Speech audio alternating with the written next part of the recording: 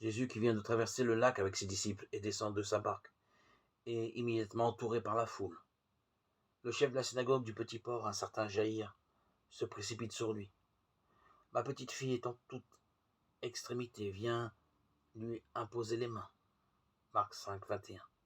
Jésus suit Jaïr, bousculé de tous côtés par les gens assemblés.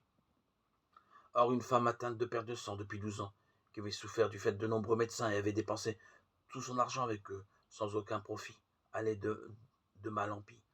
C'est Marc qui écrit sur le témoignage de Pierre. Luc le médecin, soigneusement gommé de son évangile, ses remarques, peu aimable par sa corporation. Cette femme donc avait entendu parler de Jésus venant par derrière dans la foule. Elle toucha son manteau, car elle se disait, si je touche au moins son manteau, je serai guérie. Aussitôt elle sentit qu'elle était guérie de son hémorragie.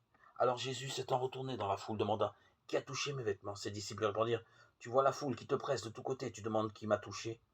Mais lui continuait de regarder. Alors la femme, sachant ce qui lui était arrivé, lui dit la vérité. Ma fille, lui dit-il, ta foi t'a sauvée, va en paix. Nous ne poursuivrons pas la lecture de ce passage de Marc, extrêmement vivant, bourré de détails pour le propos principal. Quand Jésus arrive à la maison du chef de la synagogue, la petite fille est inanimée et les pleureuses sont déjà présentes. Jésus prend la main de l'enfant et la relève. Notons que Marc nous transmet ici ces paroles dans l'araméen originel, Talitha koum, petite fille, lève-toi. C'est vraiment une chose entendue, transmise telle qu'elle.